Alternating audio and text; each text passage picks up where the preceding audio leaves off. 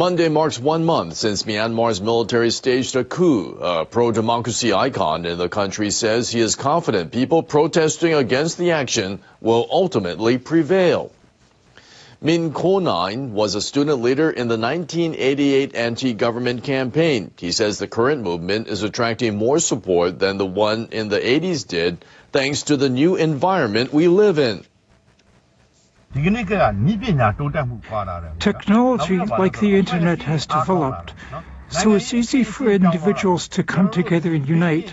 The environment surrounding us has changed, and we are seeing the young generation rise up. Min Ko-naing took to social media after the coup on February 1st and urged citizens to join the protests. The military responded by putting him on a wanted list on February 13th. It said his posts were a national security threat. The activist is currently moving from place to place, but he continues to send messages. Sometimes he provides the demonstrators with advice.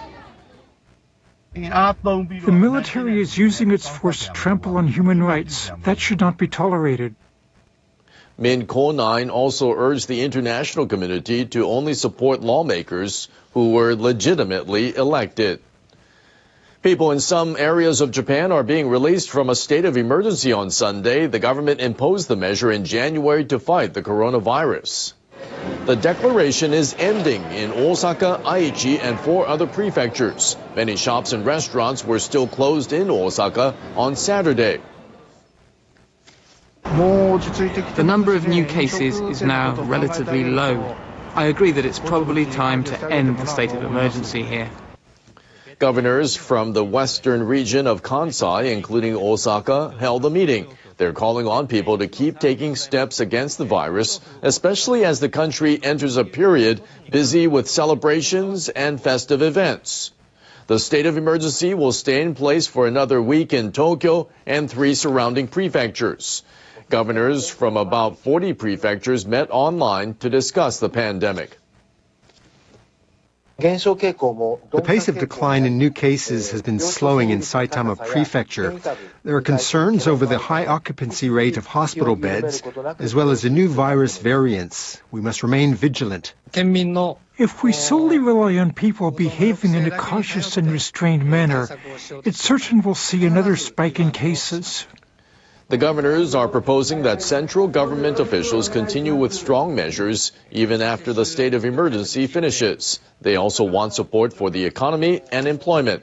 Officials confirmed about 1,200 new cases across Japan on Saturday and over 40 deaths. The total number of infections is now more than 430,000. The Japanese government is beefing up its monitoring of new COVID-19 strains. This comes as infections with mutated forms of the virus are being discovered across the country.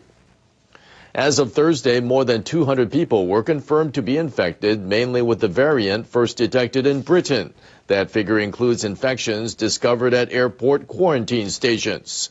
Experts point out that variants with the mutation called E484K may weaken the effectiveness of vaccines. They are calling for particular vigilance against the mutation. Prime Minister Suga Yoshihide spoke about the matter on Friday. He said beginning in March, a quicker method to detect variants will be adopted in all prefectures.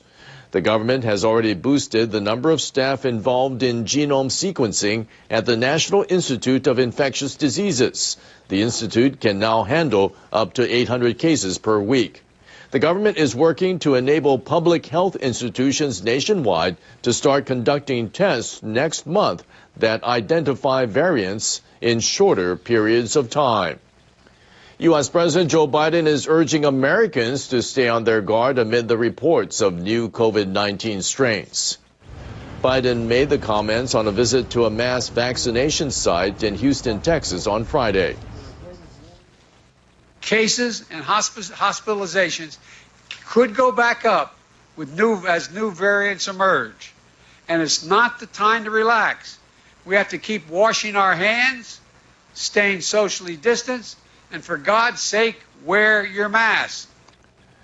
A new variant has reportedly been spreading in New York City and the state of California. That's in addition to strains originally detected in Britain and South Africa.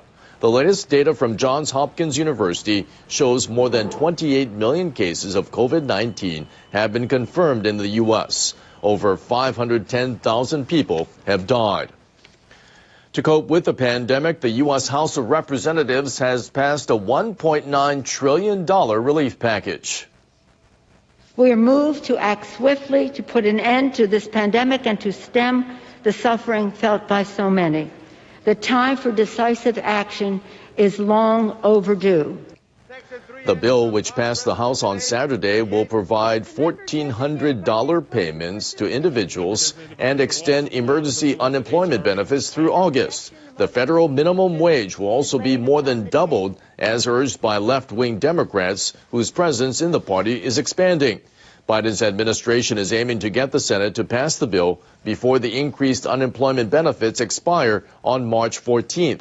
But U.S. media say it will be difficult for the bill to pass the Senate as is. Some Democrats, in addition to Republicans, are opposed to raising the federal minimum wage. They say such measures would become a heavy burden for small and medium-sized firms and result in increased job losses. Parts of the Philippines face another month of tough restrictions due to the coronavirus. President Rodrigo Duterte has extended the measures in the capital and 9 other areas. People in Manila have already been living with the rules for nearly a year, and curbs have hit the economy hard. The nation's gross domestic product came in at minus 9.5% in 2020, the worst since data started in 1946. The business community wants restrictions to ease, but observers say Duterte is prioritizing curbing infections over ramping up economic activity. The daily number of new cases remains high at around 2,000, with no sign of improvement. A museum dedicated to the atomic bombing of Hiroshima has reopened after refreshing many of its exhibits about that dark day in 1945. Hiroshima Peace Memorial Museum had closed for 3 days to lay out items like things left behind by children believed to have died near Ground Zero. The museum has around 100,000 artifacts related to the bombing, including objects donated by survivors and families of the dead. It last overhauled what's on display to the public in 2019. An area focused on individual victims contains items belonging to a girl who died at the age of 13. A message from her family says the objects symbolize the ravages of war. I looked at the exhibition while thinking about each person's life. Human beings shouldn't be able to use weapons that cause such destruction. The museum offers audio guides in multiple languages. It added Arabic and 2 other languages on Saturday. Those were the stories for this hour. President Biden has welcomed a vote in the U.S. House of Representatives in favor of his $1.9 trillion coronavirus aid package. The president said it meant the U.S. is now one step closer to vaccinating the whole country. A golden statue of Donald Trump has been unveiled at an annual gathering of U.S. conservatives, where the former president remains the dominant Republican force. Prominent congressional conservatives are among pro-Trump loyalists speaking at the event in Florida. There have been large-scale arrests in Myanmar in the biggest crackdown so far on anti-coup protesters. Hundreds are reported to have been detained. The police have used rubber bullets and batons to try to prevent people from gathering.